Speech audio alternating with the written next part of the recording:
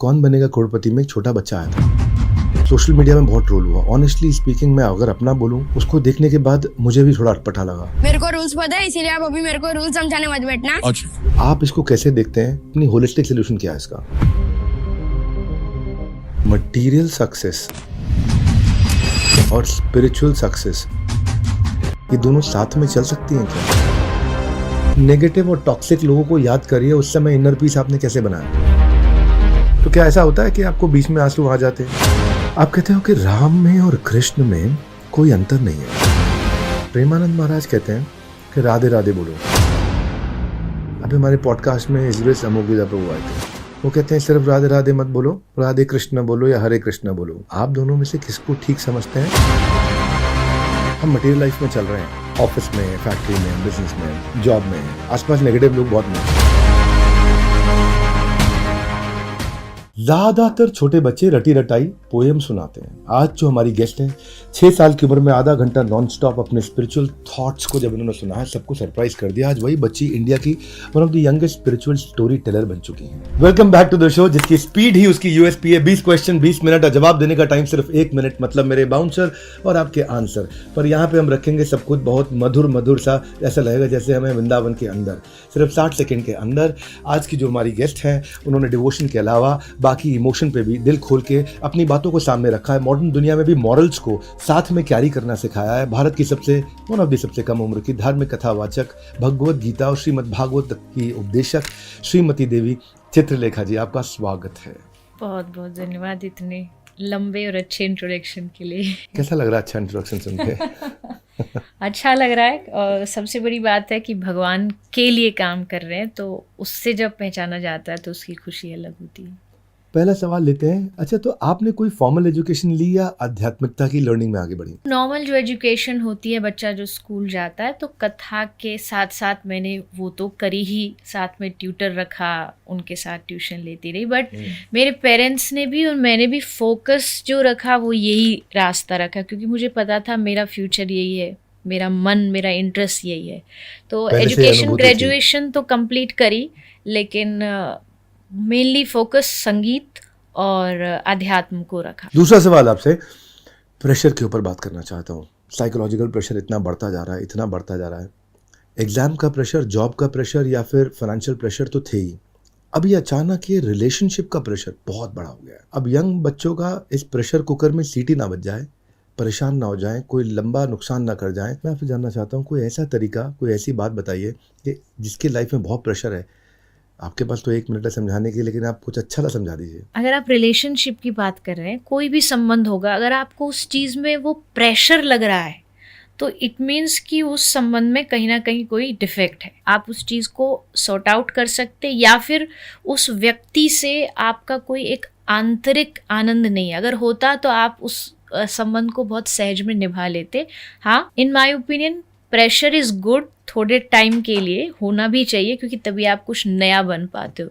लेकिन जब वो एक्सट्रीम लेवल पर चला जाएगा, चाहे वो वर्क को लेके हो, चाहे रिलेशन को लेकर के हो, आपको उसके लिए थोड़ा सहज होना पड़ेगा। जितना आप कंफर्टेबल अपने आप को कर लोगे, अपने संबंधों को आप उतना ही अच्छा बना पाओगे। तो मैं तीसरे सवाल पे आता हूँ। आपसे जानना चाहता हूँ, जेन्युइन स्पिरिचुअलिटी कॉमन मैन की लाइफ से आप कैसे कनेक्ट करके देखते हैं कि वो इम्प्लीमेंट कर पाए? इसका सबसे बेस्ट एग्जाम्पल हमारे लिए भगवत गीता है। भगवत गीता में चाहते तो भगवान श्री कृष्ण अर्जुन को ये भी कह सकते थे, और आई थिंक आज के टाइम में इस चीज़ को अच्छा देखा जाएगा ये कहना कि कृष्ण ये कह देते कि तू लड़ मत, तू युद्ध मत कर, और तू बस अपने घर चला जाए, गुफा में जाकर के भजन कर ले। लेकिन भगवान जानते थे कि उसके लिए उस समय धर्म, कर्म, उसकी आध्यात्मिकता वही है जो उसको क्षत्रिय धर्म में जन्म मिला है, और उसके लिए उसे काम करना चाहिए। तो आपको ये चीज़ को अपने कर्म को ही भक्ति से जोड़ना है। अगर आप यहाँ पॉडकास्ट ले रहे हैं, मैं दे रही हूँ, तो ये हमारा आध्यात्मिकता है, क्योंकि ये हमें एक सकारात्मक रास्ते पर लेकर के जा रहा है, हमारे जीवन को पॉजिटिव बना रहा है। और आप किसी भी चीज़ से अगर अपनी लाइफ में पॉजिटिव फील कर पा रहे हो, मेरे लिए वही अध्यात्म है। अगर आपको एक रिक्शा वाला भी रिक्शे में बैठा बैठा कुछ अच्छी चीज़ बता रहा है, तो मेरे लिए वही सत्संग है, मेरे लिए वही धर्म है। अच्छा देवी चित्रलेखा, अभी कौन बनेगा करोड़पति में एक छोटा बच्चा आया था। सोशल मीडिया में बहुत ट्रोल हुआ। ऑनेस्टली स्पीकिंग, मैं अगर अपना बोलूं, उसको देखने के बाद मुझे भी थोड़ा अटपटा लगा। माइंड डिस्टर्ब हुआ उस बच्चे को देख के, उसका बॉडी लैंग्वेज देख के। बच्चन साहब बहुत उम्र में बड़े हैं, स्ट्रेचर में बहुत बड़े हैं, बहुत ट्रोल भी किया लोगों ने। 8-10 साल का बच्चा है। मैं आपसे ना होलिस्टिक सोल्यूशन चाहता हूँ कि बच्चे की परवरिश अच्छी हो। आप इसको कैसे देखते हैं? पैच के अपनी होलिस्टिक सोल्यूशन क्या है इसका? ये देखिए, ऑफ कोर्स अगर आप किसी बच्चे को अपने घर में परवरिश दे रहे हो तो उसको सिर्फ हीप्स ऑफ इंफॉर्मेशन दे देना और कह देना कि ये एजुकेटेड हो गया, वो नहीं होता। जब आपको पता हो, मैं तो बेसिकली अध्यात्म से हूँ, तो मैं कहूँगी जब आपके घर में कोई संत आए और आपको बच्चों को कहना पड़े कि पैर छू, इसका मतलब आपके घर में कुछ भी नहीं है। अभी ना संस्कार है, ना आपके पास जो धन दौलत जिसको कहा जाता है वो नहीं है। जैसा आपने कहा, बच्चे ने थोड़ी गलती तो करी, लेकिन उतना हमारे घर के बच्चे भी होते, गलती करते तो हमें उस समझाते हैं, उसको बाज़ार में जा कर के उछालेंगे नहीं, बल्कि उसे ठीक करने की कोशिश करेंगे। बाकी सोशल मीडिया है, कभी कभी थोड़ा एक्सट्रीम हो जाता है, किसी की भावना को नहीं समझता है, लेकिन हाँ, उससे सीख ज़रूर लेनी चाहिए हर पेरेंट्स को कि आप अपने बच्चों को क्या सिखा रहे हैं। केवल किताबी ज्ञान देने से बच्चा कभी भी शिक्षित नहीं बनता। उसके जीवन के मूल उद्देश्य को समझाओगे तब वो शिक्षित माना जाएगा। अच्छा देवी चतुर्वेदी, मेरा प्रश्न है आपसे कि मटेरियल सक्सेस और स्पिरिचुअल सक्सेस ये दोनों साथ में चल सकती हैं क्या? स्पिरिचुअल सक्सेस के लिए बहुत कुछ छोड़ना पड़ेगा, मटेरियल सक्सेस के लिए बहुत कुछ छोड़ना पड़ता है स्पिरिचुअल। ऐसा बोल तो मैं भी सकता हूँ कि ये भी करो, ये भी करो, साथ में करो, संस्कार लेके चलो, उससे व्यापार करो। पर आपसे आपका वक्तव्य पूछना चाहता हूँ मैं, आपका क्या फीलिंग है? मटेरियल सक्सेस और स्पिरिचुअल सक्सेस साथ में मिल सकती है पूरी? देखिए, पूरी तो नहीं कह सकते, बट हाँ कुछ हद तक अगर मैं अपने पर्सनल अनुभव से देखूं तो आप जिन मेरे जैसे जो भगवान की कथा गाने वाले, अगर आप उनको देखेंगे, और इस बात को कहते हुए कोई संकोच नहीं है कि हाँ हमारा मटेरियल लाइफ भी अच्छी है, ठीक है, मतलब लोग अगर देखेंगे हाँ गाड़ी में चलते हैं, जहाज में चलते हैं, तो वो भी हमारे पास है। लेकिन क्या होता है ना, आप गाड़ी में बैठो वहाँ तक ठीक है, पर गाड़ी आप में नहीं बैठ जानी चाहिए। वो आपके दिलो दिमाग में ऐसी नहीं बैठ जानी चाहिए कि आप उसके बगैर जी ना सके। तो अगर आप केवल मटेरियल सक्सेसफुल होंगे तो आपके पास मटेरियल चीज़ें होंगी, लेकिन उसको हैंडल करने का तरीका नहीं होगा। आप स्पिरिचुअल भी अगर थोड़े एडवांस होंगे तो आपको पता है एक कैंची है, काटती भी है, जान लेती भी है और जान बचाती भी है। आपको बस उसको चलाना आना चाहिए। तो मटेरियल लाइफ, स्पिरिचुअल लाइफ दोनों को हैंडल करना, स्टीयरिंग चलाना, व्हील को हाथ में लेना, जिसको आ गया वो दोनों को बैलेंस कर सकता है। एंगर है, जेलसी है, ओवर थिंकिंग है, तीनों अपने आप में बहुत स्ट्रॉन्ग इमोशन है। गुस्सा बहुत स्ट्रॉन्ग इमोशन है, जेलसी बाजू वाले से होना बहुत स्ट्रॉन्ग इमोशन है, ओवर थिंकिंग ऐसा हो जाएगा, ऐसा हो जाएगा, ऐसा हो जाएगा, अरे तो ये प्लान बहुत स्ट्रॉन्ग है। इसको आध्यात्मिक जीवन से हम कैसे इस पे काबू पा सकते हैं? मैंने कई बार ये बात बोली भी है। भगवान श्री कृष्ण ने कहा है कि ध्यायतो विषयान पुंसः संगस्तेषु उपजायते, संगात् संजायते कामः, कामात् क्रोधो विजायते, क्रोधात् भवति सम्मोहात्, सम्मोहात् स्मृति विभ्रमः, स्मृति भ्रंशात् बुद्धिनाशो, बुद्धिनाशात् प्रणश्यति। क्रोध की, ईर्ष्या की, द्वेष की जो रूट कॉज है, जो जड़ है, वो है हमारा गलत संग, वो विषयों का संग है। जब आप उनके संग में रहते हो, धीरे धीरे आपका व्यवहार वैसा बन जाता है, आपके मन में बहुत सारी इच्छाएं पैदा होती हैं, उनमें ब्रेकअप आएगा तो ऑब्वियसली मानव है, इंसान है, और उसको अभी लास्ट प्रीवियस क्वेश्चन से जैसा मैंने कहा कि उसको चलाने का तरीका नहीं पता, उसे हैंडल नहीं पता। क्रोध अच्छा है, लेकिन किस वे में उसको कहाँ तक कंट्रोल करके छोड़ देना है, अगर वो आप कर पा रहे हो तो आप स्पिरिचुअली एडवांस हो। अगर आपके आसपास हम मटेरियल लाइफ में चल रहे हैं और ऑफिस में, फैक्ट्री में, बिजनेस में, जॉब में आसपास नेगेटिव लोग बहुत मिलते हैं, आपने जो श्लोक बोला उस श्लोक में जो हमारे आसपास विषय हैं, अब विषय अगर हमारे आसपास नेगेटिव है, टॉक्सिक है, बहुत डिस्टर्बिंग है, इसके बीच में अपने मन की शांति कैसे बना के रखें? काम खत्म नहीं हो रहा, स्ट्रेस है, अटैचमेंट है उस काम के साथ में। अटैचमेंट गीता में कृष्ण ने बोला नहीं होनी चाहिए, तभी आपको तकलीफ आ रही है। गुस्सा इसलिए आ रहा है क्योंकि आपको अटैचमेंट है उससे। तो अभी हम पढ़ते हैं गीता पे, चर्चा करते हैं, आप बताइए आप कैसे नेगेटिव और टॉक्सिक लोगों को याद करिए, उस समय इनर पीस आपने कैसे बनाया? अगर मेरे केस में बात करो तो मेरे पास, क्योंकि जिस परंपरा को मैं फॉलो करती हूँ, वो गौड़िया परंपरा है और वहाँ हरि नाम का सबसे ज़्यादा महत्व है। तो हमारे गुरुजी कहा करते थे कि जब आपको कोई गुस्सा दिलाने की कोशिश कर रहा हो, आपका मनपसंद बिहेवियर ना कर रहा हो, तो आपको अंदर अंदर हरे कृष्ण महामंत्र जपना, मन में सोचना है कि कृष्ण आपके सामने खड़े होकर आपको जीभ निकाल के चिढ़ा रहे हैं। मतलब उनको एक जैसे छोटे बच्चे को समझाते हैं ना, वो समझाने का तरीका था कि 2 मिनट के लिए आंख बंद करके उनके उस वाले रूप को सोचो। वो इतना सुंदर रूप है कि आप इनका जो वो विभ्रद रूप है उसको भूल जाओगे। और एक मंत्र इसके साथ साथ एक और मुझे लगता है हर एक आदमी को अपने जीवन में याद रखना चाहिए, ओम इग्नोराय नमः। आप जितना लोगों को इग्नोर करोगे उतना ही अपने आप को आसान नहीं है, लेकिन धीरे धीरे धीरे धीरे आप मन को स्थिति पर ले जाते हो, या आपको भगवान का नाम ऐसा बना देता है, अंदर से स्ट्रॉन्ग बना देता है कि बाहर कुछ भी चल रहा हो आप उस चीज से इफेक्ट नहीं होते। एक जगह कहते हैं कृष्ण गीता में कि निमित्त मात्र भव सब्यसाची, तुम खाली निमित्त हो। अर्जुन, मैं सब कुछ पहले तय कर चुका हूँ, सब डिसाइडेड है। फिर 18वां अध्याय खत्म होता है, भगवान कहते हैं विम्रश्य तदशेष है ना यथा इच्छसी तथा कुरु, जैसी तुम्हारी इच्छा हो तुम वैसे करो। एक तरफ कहते हैं मैं सब कुछ कंट्रोल कर चुका हूँ, एक तरफ कहते हैं जैसे तुम्हारी इच्छा हो वैसे करो। अभी आप भी समझाओ हमारे को क्या कह रहे हैं भगवान। एक तो कृष्ण के लिए तो मैं एक बात कहूंगी, तुम्हारी लीला तुम ही जानो और क्यों जानते पारी ना। बंगला भाषा में कहते तुम्हारी लीला कोई जान नहीं सकता। बात रही भगवान कृष्ण की इच्छा के बिना पत्ता भी नहीं हिलता। लोग तो ये भी कहते भाई तुमने मर्डर करके आ गए और तुमने कहा भगवान की इच्छा नहीं। 2 बुद्धि होती है, एक होती है बुद्धि जो हमें भगवान जन्म के साथ भेजते, एक होती है बुद्धि में विवेक का होना, एक इंटेलेक्चुअल माइंड होना। रामचरितमानस में गोस्वामी जी ने क्या, भगवान ने बुद्धि सबको दी है लेकिन बुद्धि में विवेक लाना। विवेक से क्या होगा, you can decide what is right what is wrong. वो सही और गलत का निर्णय हर एक की बुद्धि नहीं कर सकती, जो विवेकी बुद्धि होती है वो करती है। और वो विवेक कहाँ से आता है, बिन सत्संग विवेक न होई, राम कृपा बिन सुलभ ना सोई। अबले बुद्धि में विवेक की आवश्यकता है। ऐसे मेरा नाम बाई चांस विवेक है, लेकिन मैं भी अपना विवेक बढ़ाने का प्रयास कर रहा हूँ संतों की संगत में, जिन्होंने बताया कि जब संगत होगी तभी बुद्धि में विवेक बढ़ेगा। बिजनेस में भी जब सही बिजनेसमैन की संगत करेंगे तभी आपका विवेक बढ़ेगा। आपको मैं देवी चित्रलेखा जी बता दूँ, हम 10 साल का लेगेसी सेलिब्रेट कर रहे हैं लीडरशिप फनल का, जहाँ हमने लोगों को बिजनेस में बहुत आगे बढ़ाया।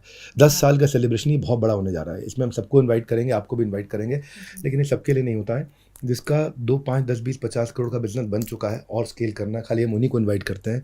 जिसने भी शुरू करना है उनको नहीं इनवाइट करते हैं। तो जो लोग, ताकि हम उनको फिर उस स्केल पे लेके जा सकें और आपके बिजनेस का विवेक आपको प्राप्त हो सके। अभी मैं प्रश्न उत्तर पे चलता हूँ आपके साथ। आप कहते हो कि प्रेम का अर्थ है कि कोई हर क्षण आपके पास ना बैठा रहे। मैं समझ सकता हूँ, और इस बात को मैंने चैतन्य चरितामृत में सुना। आपनार प्रीति वांछा तार नाम काम, कृष्णेर प्रीति वांछा तार नाम प्रेम।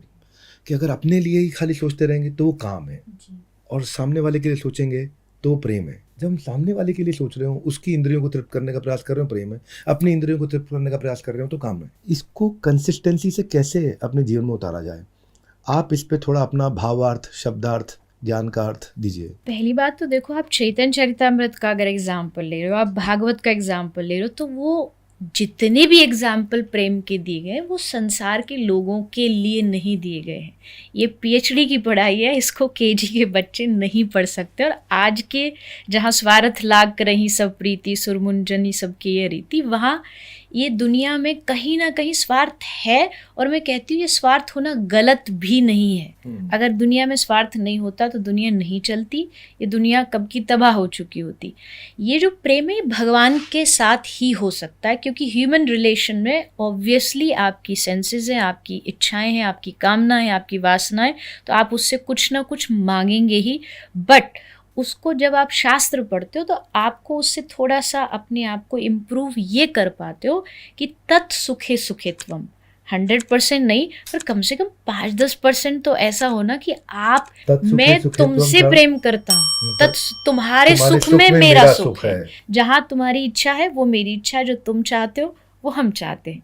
तो वो जहाँ आने लग जाएगा तो उस प्रेम की वहाँ बात की गई। अच्छा, मैंने कई बार कथा करते हुए सुना भी है, और एक दफ़ा अभी आपसे मिलने से पहले मेरा टीम मेंबर बता रहा था कि ऐसा ऐसा देखो वीडियो के देवी जैसा इमोशनल भी हो गई।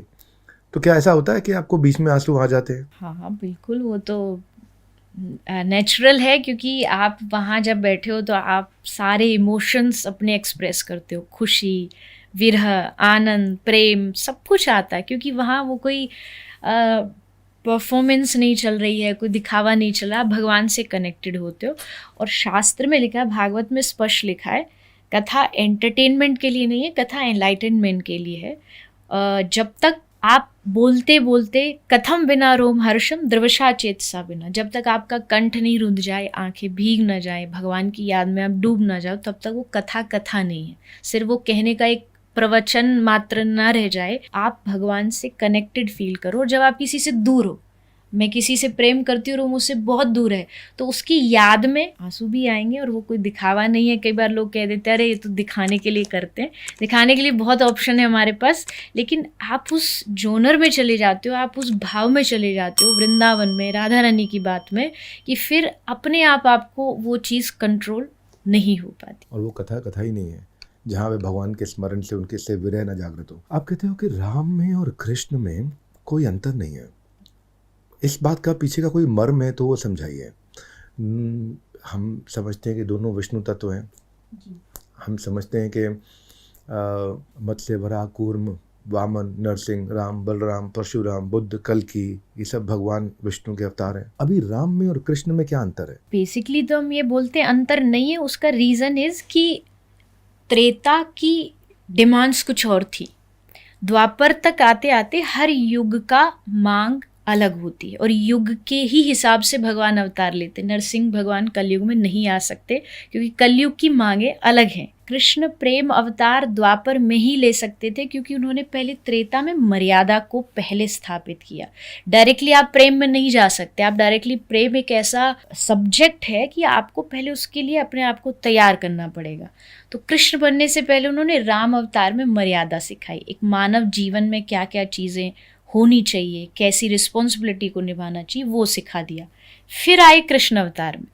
अंतर तो इतना है कि राम जी ने कोई भी एक मर्यादा नहीं तोड़ी, और भगवान कृष्ण ने एक भी मर्यादा कोई रखी नहीं, लेकिन उनका जो उद्देश्य है, उद्देश्य में कोई अंतर नहीं था। अच्छा, प्रेमानंद महाराज कहते हैं कि राधे राधे बोलो। अभी हमारे पॉडकास्ट में इजवेश अमोघलीदा प्रभु आए थे, वो कहते हैं सिर्फ राधे राधे मत बोलो, राधे कृष्ण बोलो या हरे कृष्ण बोलो। जी, आप दोनों में से किसको ठीक समझते हैं? आप थोड़ा एक्सप्लेन करिए। सबकी अपनी अपनी भावना है, कोई कहीं पर भी गलत नहीं है, उनका भी मानना सही है। महामंत्र, क्योंकि महामंत्र हमारे गौड़िया परंपरा से मिलता है, 4 संप्रदायों से मिलता है, और दोनों में अंतर है। एक मंत्र है, एक नाम है, आप दोनों ही ले सकते हो। आप दोनों दिन के एक नियम बना लीजिए कि मेरे गुरु ने जो मंत्र दिया, हरे कृष्ण महामंत्र, जितना उन्होंने काउंटिंग दिया, 16 माला जाप करनी है, वो मुझे करनी है। पर अब जैसे रोज़ आप रोटी सब्जी खाते खाते कभी मन करता है ना कि आज चाट खा लें,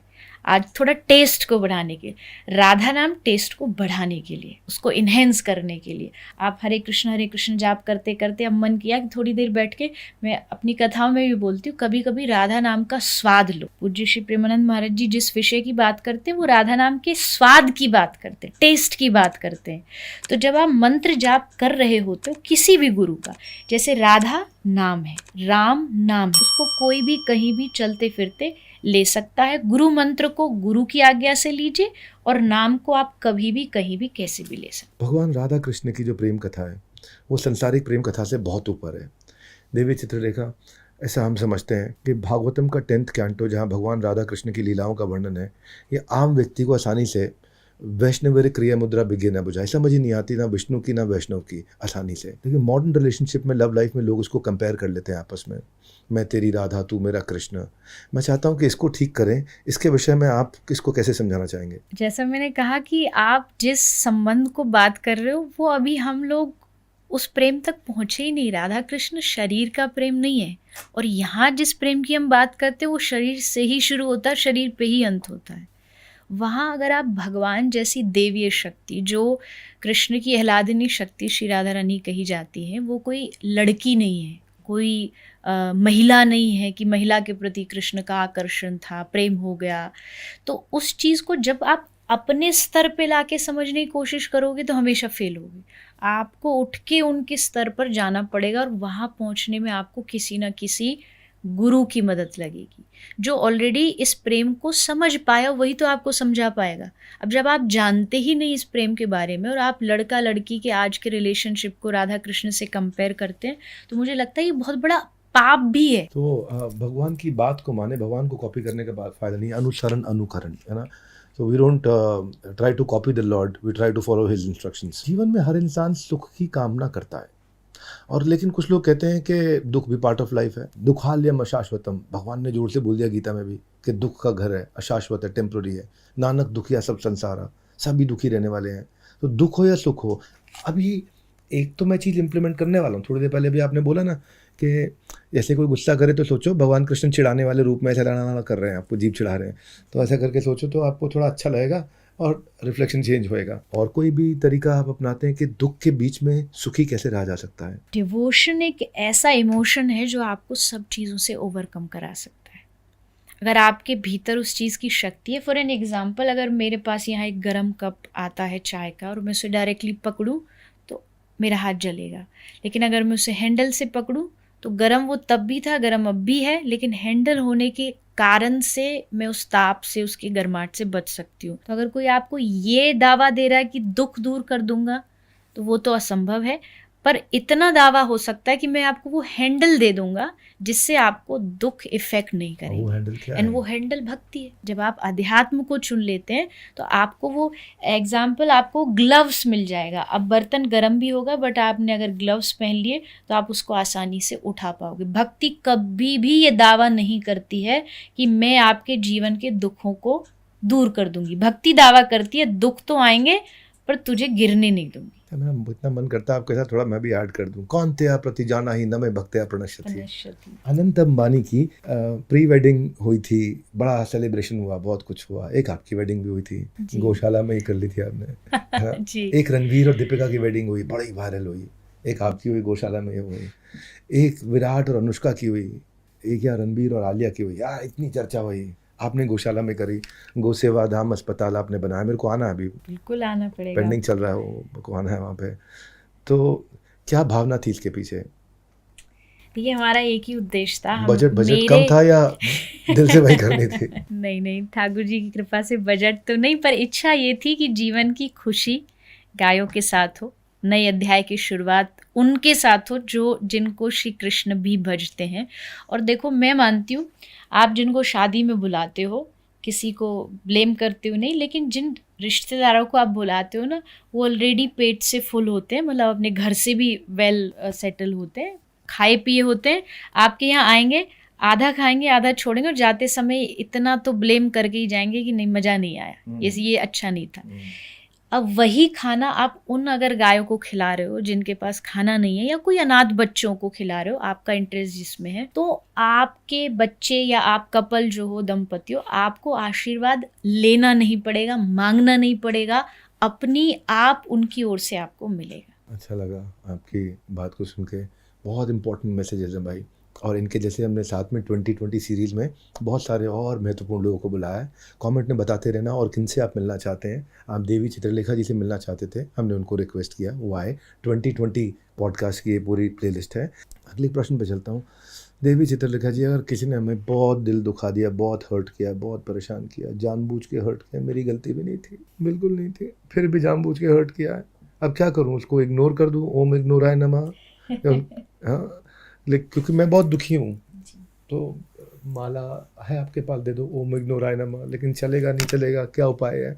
कैसे माफ़ करें उनको, इग्नोर करें, भूल जाएं, क्या उपाय है? आई थिंक, मुझे नहीं लगता कि इतना दम एक साधारण ऑर्डिनरी इंसान में होता होगा जो जनरली सिंपल लाइफ जीता है कि भाई मैं साधु बन गया, मैंने महात्मा बन के माफ़ कर दिया। लेकिन इतना तो मैं चाहती हूँ कि हर कोई इंसान कर सकता है और करना चाहिए कि अगर उसने आपके साथ गलत किया है, आप भगवान से बस इतना प्रार्थना करिए, रिक्वेस्ट करिए कि अगर मैं कहीं गलत नहीं हूँ तो प्रभु मुझे आप इस चीज़ को सहने की शक्ति दीजिए, और अगर इसने गलत किया है, इसके कर्म है, तो वो तो मुझे कहने की भी ज़रूरत नहीं है। अब आपने अगर आंसर ही गलत लिखा तो थोड़ी ना आपको टीचर से कहना पड़ेगा नंबर काटो, तो ऑटोमेटिकली काटेगा। अगर उसने आपके साथ गलत किया है तो भगवान से आप प्रार्थना ज़रूर कर सकते हो कि प्रभु मेरा दिल दुखा है, अब आगे आपकी इच्छा है कि आप इसे दंड देना चाहते हो नहीं देना चाहते, ये एक आध्यात्मिक नजरिया है। लेकिन मेरे को पीड़ा सहने की क्षमता दीजिए। क्षमता तो वही देंगे। देखिए ये स्ट्रेंथ तो आदमी के अपने हाथ में होती तो सारा दुनिया साधु बन जाती। मैं प्रोग्राम रन करता हूँ लीडरशिप फनल, जिसमें सारे बिजनेसमैन आते हैं, पर आपसे लीडरशिप की क्वालिटी आज पूछना चाहता हूँ। कृष्ण को आप इतने सालों से फॉलो कर रहे हैं, छोटे होते से आप फॉलो कर रहे हैं, घर में ही आपके संस्कार ऐसे थे, आपको गुरु भी प्राप्त हुए, आपके पति भी भगवान के भक्त हैं, आपने भगवान कृष्ण के चरित्र पे खूब कथा भी करी, आप उनके भजन भी गाते हैं, भगवान कृष्ण का स्मरण भी करते हैं। मेरे को 3 क्वालिटीज़ बताइए एक बिजनेसमैन को या एक किसी भी प्रोफेशनल को अपने जीवन में कृष्ण की कौन सी 3 क्वालिटी को उतारना चाहिए तुरंत? आई थिंक फर्स्ट मुझे लगता है भगवान कृष्ण ने सबको साथ जोड़ करके रखा है, चाहे वो उनका परिवार का हो, चाहे वो ब्रजमंडल का हो। एक भी वृंदावन का व्यक्ति ये नहीं कह सकता था कि कृष्ण मेरा नहीं है, उनको लगता था मेरा बेटा है।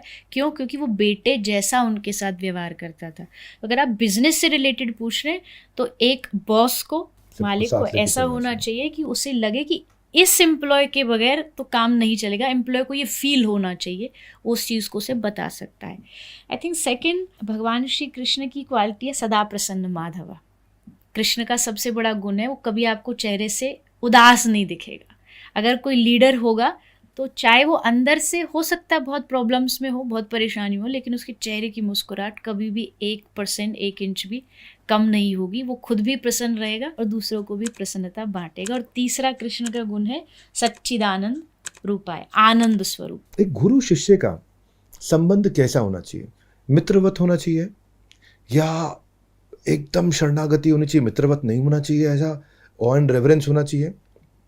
भगवान कहते तो हैं वैसे 4थे अध्याय के 34वें श्लोक में, तद्विधि प्रणिपाते न परिप्रश्ने न सेवया उपदेक्षन्ति ते ज्ञानम ज्ञानिनस् तत्वदर्शिनः। आपको क्या लगता है गुरु शिष्य का संबंध कैसा होना चाहिए? आई थिंक मेरे लिए तो सबसे पहले एक शिष्य का समर्पण, उसका गुरु के प्रति श्रद्धा और गुरु का शिष्य के प्रति पूरा विश्वास, ये दोनों चीज़ों का होना बहुत ज़रूरी है। लेकिन शिष्य का गुरु के प्रति और गुरु का शिष्य के प्रति, हाँ, गुरु का समर्पण नहीं, गुरु का विश्वास। जब वो श्रद्धा देखेगा शिष्य की तो उसके अंदर विश्वास जागेगा कि हाँ ये मेरा योग्य शिष्य बनने के लायक है।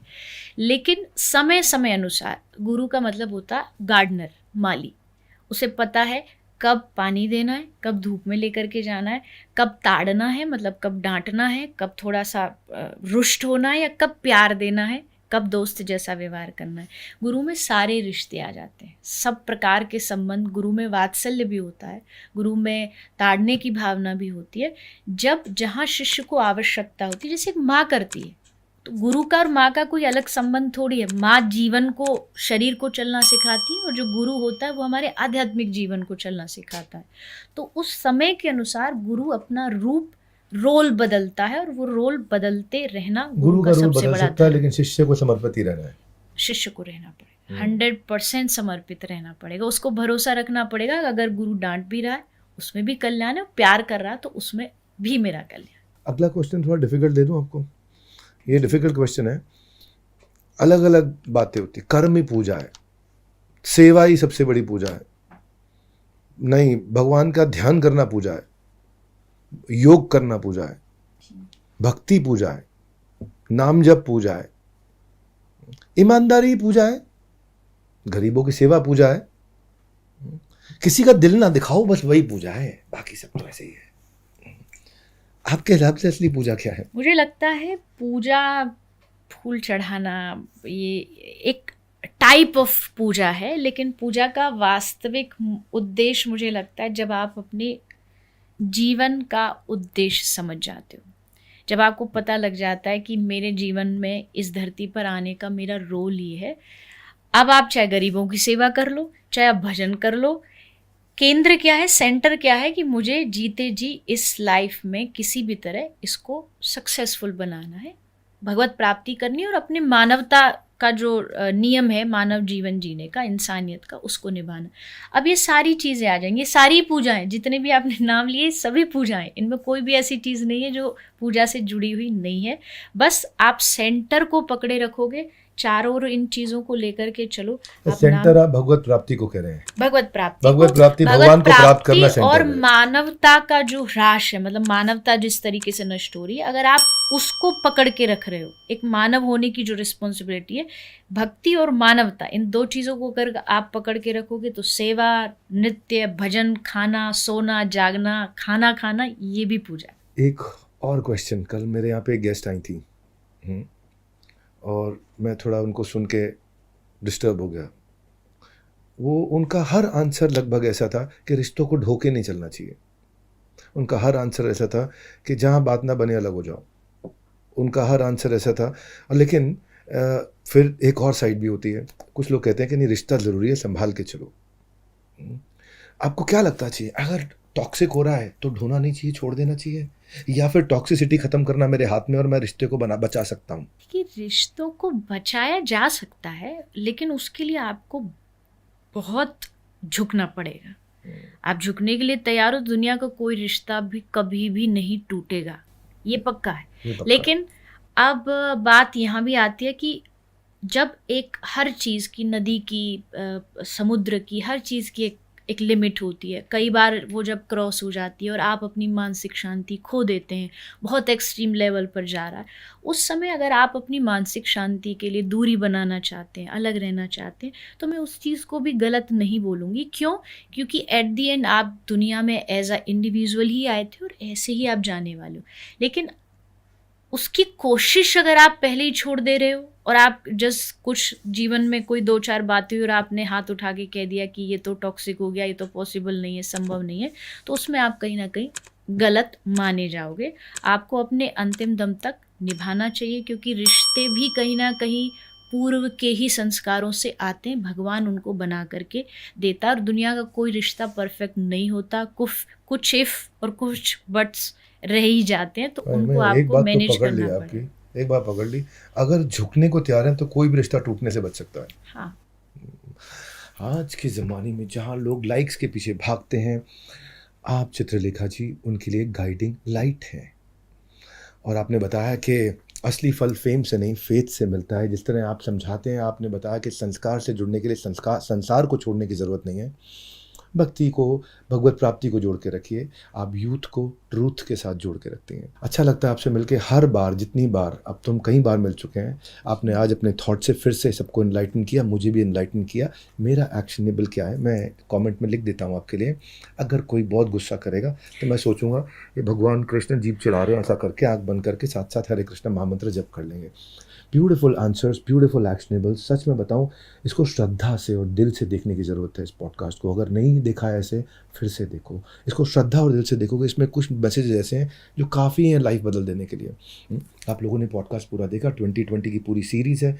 आप इसके सारे एपिसोड्स हैं। जिनका अच्छा लगे जाके देखिए, जिनका देखना चाहते हैं कमेंट बॉक्स में बताइए। हमारे साथ जुड़े रहने के लिए आपका हृदय की गहराई से प्रेमपूर्वक बहुत बहुत धन्यवाद।